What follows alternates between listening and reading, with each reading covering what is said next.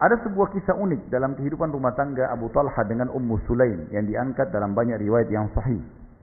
Dan saya yakin teman-teman mungkin sudah tahu kisah ini ya, karena pernah saya sampaikan. Mungkin teman-teman juga pernah dengar dari para asatidz dan duat kita. Tapi saya sebutkan karena memang di buku kita disebutkan dan perlu disampaikan karena ini berhubungan memang dengan kisah orang yang sedang kita bahas. Abu Talha dikaruniai anak dari Ummu Sulaim. Kalau Anas tadi dari suami pertama, ini dari Abu Talha dapat anak. Anak ini laki-laki, tampan, badannya sehat. Satu hari, setelah beberapa hari dia lahir, anak ini sakit keras. Lalu kemudian Abu Talha bingung, karena dia merasa ini anak pertamanya, dia bangga dengan ini. Maka pada saat itu saudaraku seiman, dia terus menjaga anak ini. Dia cuma keluar sholat, dia kembali lagi. Pas menjelang maghrib, kata Abu Talha, wahai Ummu Sulaim, saya akan pergi, gitu kan, ke masjid, duduk bersama Nabi SAW sampai menjelang Isya, lalu saya balik. Tolong jaga baik-baik anak ini. Dia bilang baiklah. Baru keluar rumah Abu Talha, anaknya mati.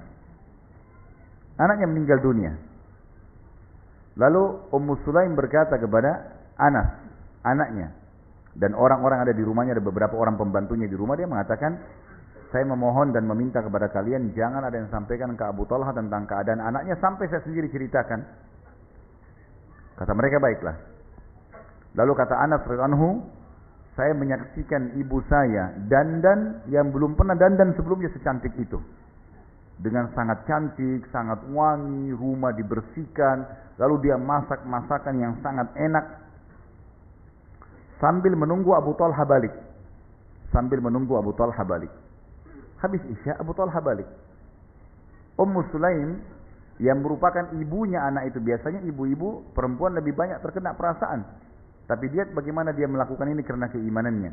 Maka Ummu Sulaim radhiyallahu anha langsung menyambut istrinya suaminya depan pintu, diajak ke tempat makan sampai kenyang, lalu kemudian dia menggoda suaminya, lalu kemudian terjadi hubungan biologis.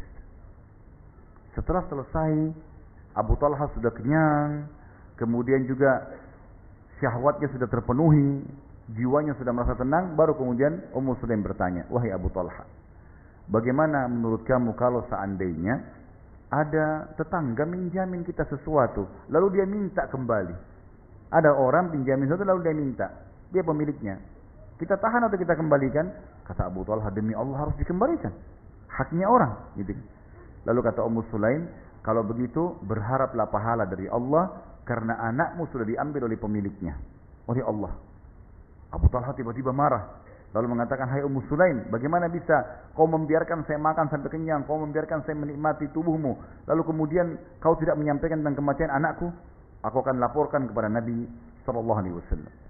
Maka Ummu Sulaim tidak marah, tidak apa, pakai-pakainya ikut dengan suaminya ke masjid, melapor kepada Nabi SAW. Lalu Nabi SAW tersenyum, lalu kemudian beliau mengatakan, apakah kalian sempat berhubungan malam ini, tadi ini? Kata Abu Talha, iya ya Rasulullah. Kata Nabi SAW, semoga Allah berkahi. Dan dari doa Nabi SAW ini, akhirnya Allah Subhanahu Wa Taala membuat Ummu Sulaim hamil. Dan akhirnya melahirkan anak.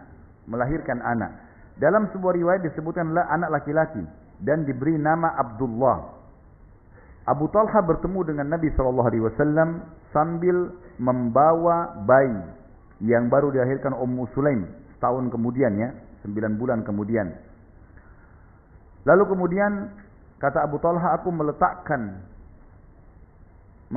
Anas bin Malik meriwayatkan.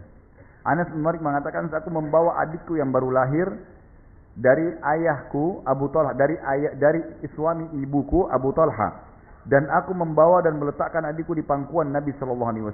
Lalu Nabi SAW meminta 1 biji kurma ajwa Madinah, kemudian beliau mengunyahnya, atau namanya biasanya tahnik, dalam mulutnya sampai lembut, lalu beliau memasukkan ke dalam mulut bayi tersebut, dan bayi tersebut lalu kemudian mengisapnya. Maka Rasulullah SAW bersabda, lihatlah bagaimana orang-orang Ansar sangat menyukai kurma. Lalu beliau mengusap kepala bayi tersebut dan memberikan nama Abdullah. Seorang laki-laki Ansar berkata, aku melihat Abdullah ini mempunyai 9 orang anak. Seluruhnya hafal Al-Quran karena berkah daripada perbuatan Ummu Sulaim.